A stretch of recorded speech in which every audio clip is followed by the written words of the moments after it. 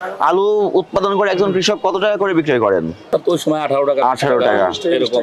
18 টাকার আলু আজকে কত হয়ে গেছে বাজারে? 70 টাকা হয়ে গেছে। 52 টাকা ব্যবধান স্যার। এই 52 টাকা কাদের পকেটে যাচ্ছে? ফড়িয়া ব্যবসায়ী জি, যাদের কোনো ঠিকানা নেই, কোনো ট্রেড লাইসেন্স নেই, কিন্তু তারা এই মাঝখানের 52 টাকার মধু খেয়ে ফেলছে। জি স্যার। পেঁয়াজের বাজার তো একটু স্থিতিশীল আছে, তবে এই যে এইগুলো বেচতেছি আপনি 85 টাকা কমছে। কমছে। পেঁয়াজের বাজার কমছে, আলুর বাজার হঠাৎ করে বাড়িয়ে দিলেন কেন আপনারা?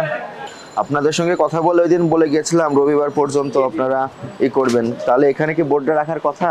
না, বোর্ড হচ্ছে মাল ডেলিভারি দিছে না। দোকান খুলেছেন কখন? এই যে সকালে। এখন কালেকশন করছেন, তাহলে কি পেলাম বলেন? মূল্য তালিকার বোর্ড হালনাগাদ পেলাম না। দুই ধরনের আলু আছে আপনার কাছে, আমাদের দেশি আর একটা এলসি। আসেন একটু সামনে আসেন, কথা বলবো। দেশি আলুর দর কত দিয়েছেন? 61, 62। এই আলু সাদা 66, লাল 62। দেশি আলু প্রত্যেকদিন দাম বাড়তেছে কেন? প্রত্যেকদিন দাম বাড়িয়ে দিচ্ছেন কেন? আমি তো গত সপ্তাহে আপনাদেরকে বলে গেলাম বাজারকে স্থিতিশীল রাখতে হবে, তাহলে আপনি এই 4-5 দিনের ব্যবধানে কোনো অঘটন তো ঘটে নাই, কোনো প্রাকৃতিক দুর্যোগ হয় নাই, পরিবহন সেক্টরে ভাড়া বৃদ্ধি পায় নাই, তেলের দাম বৃদ্ধি পায় নাই, লেবারের খরচ বৃদ্ধি পায় নাই। আপনারা কেন এই বেশি মূল্যে কেনা বেচা করছেন?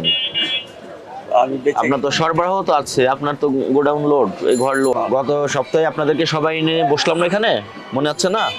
সবাইকে নিয়ে বসে কি মেসেজ দিয়ে গিয়েছিলাম? আলুটা যে পর্যায়ে ছিল এর ভিতরে তো দাম বাড়ার কোনো যৌক্তিক কারণ আছে কি? 8-7 দিন আগেও যে পরিমাণ আলু আসতো 8,000-9,000 কেজি করে, এখনো তো সেই পরিমাণই আলু আসতেছে, ঘাটতি তো নাই তাহলে। কিন্তু আপনারা প্রত্যেক দিনই 1 টাকা করে কেন বৃদ্ধি করছেন? তো দেশিটা দিয়েছেন 64 আর 62, 64-62 টাকা, তাহলে এই রেটটা আপনি কিভাবে দিলেন? গোলাম রাব্বানি এবং সুজাউল ব্যাপারী যে আলু কিনেছেন ওনাদের পুরো রসিদটা দেখাতে হবে, আর ইন্ডিয়ান আলু যেটা এটার এলসি ডকুমেন্টস দেখাতে হবে ইম্পোর্টার। উনি কত করে কিনেছেন? এখানেই তো কারচুপিটা হয়। এই দুই ভদ্রলোক আপনার এখানে আলু পাঠিয়েছেন, আপনার মাধ্যমে ব্যবসা করছেন এবং আপনাকে মূল্য দিয়ে দিয়েছেন 62 এবং 64, কিন্তু এই আলুর 1 সপ্তাহ পূর্বে মূল্য আরো কম ছিল, প্রতি কেজিতে 4 টাকা করে কম ছিল। এবং আমার প্রশ্নটা, আপনারা যে ব্যাপারী আলু বিক্রয় করে দিয়ে তার ব্যবসায়িক কার্যক্রমে সহযোগিতা করছেন, উনি আসলে আলুটা কিনেছেন, ওনার ক্রয় রসিদটা কত এবং সেখানে মূল্য কত দেওয়া আছে? তোফাজ্জল সাহেব, আপনি তো এই আলু যে আজকে বিক্রি করছেন 62 এবং 64 টাকা করে, আজকে 9 তারিখ, 5 দিন আগে কত করে বিক্রয় করতেন? 5 দিন বিক্রি করছি আপনার 57 টাকা করে, 57 টাকা করে, আজকে করে দিলাম 64 টাকা, 7 টাকা বৃদ্ধি করে দিলাম। যৌক্তিক কারণ কি? আপনাদের দুইজন আড়তদার আপনাদের যৌক্তিক ব্যাখ্যাটা আমাকে দিবেন যে আপনারা কেন তাহলে উনি যে 7 টাকা বৃদ্ধি করে দিল, এই 7 টাকা বৃদ্ধিতে আপনারা কেন তাকে সহযোগিতা করলেন? ওনারা শুধু কিনে আপনাদের কাছে পাঠিয়ে দিচ্ছে, ওনারা কিনে দিয়ে পাঠিয়ে দেয়, তাহলে ওনাদের কেনা রসিদটা দেখান আমাকে। না, আমরা তো স্যার ওইটা তো কিনো কত করে কিনো আমরা। এই কথাগুলো কিন্তু সবসময় বলি আপনাদেরকে, তাহলে যে আপনি এবং আপনাদের এই কথিত ব্যাপারী একসঙ্গে যোগ সরষে মূল্য বৃদ্ধি করছেন, এটাই তো প্রমাণ হচ্ছে। আলুর মূল্য অস্বাভাবিকভাবে বৃদ্ধি করার কোনো সুযোগ নেই, যদি কোনো ব্যবসায়ী এই ইচ্ছা পোষণ করেন তার বিরুদ্ধে কঠোর ব্যবস্থা নেওয়া হচ্ছে। 57 টাকার আলু বা 53 টাকার আলু 1 সপ্তাহ ছিল, আজকে 64 টাকা হয়ে গেল, এর তো কোনো যৌক্তিক ব্যাখ্যা আপনারা দিতে পারলেন না, তাহলে আপনারা কেন আলুর মূল্য বৃদ্ধি করলেন অযাচিতভাবে? খুব সহজ মেসেজ, নিত্য প্রয়োজনীয় যে পণ্যগুলো আছে আলু, পেঁয়াজ, চাউল, এর মূল্য অস্বাভাবিকভাবে অযৌক্তিক প্রক্রিয়ায়, অবৈধ প্রক্রিয়ায় বৃদ্ধি করার কোনো সুযোগ কারোর জন্য নাই।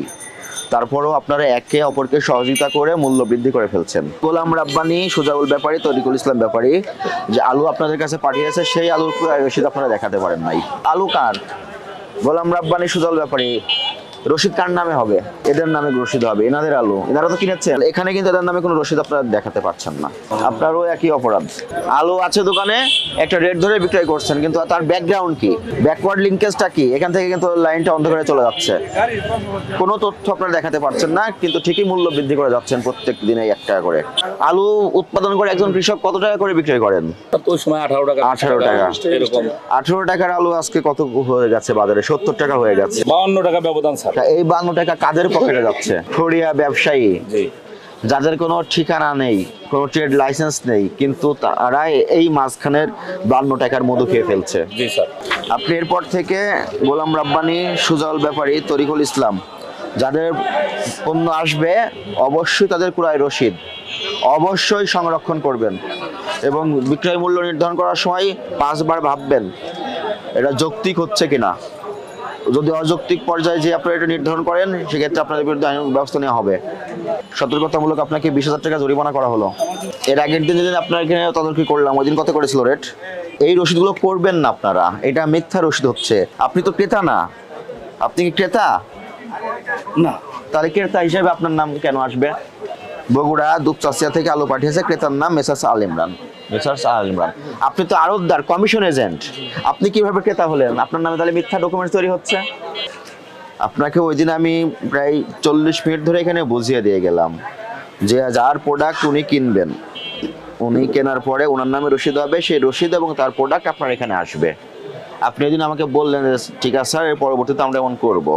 তো আজকে দেখেন এটা কি কোনোভাবে সমীচীন হয়েছে?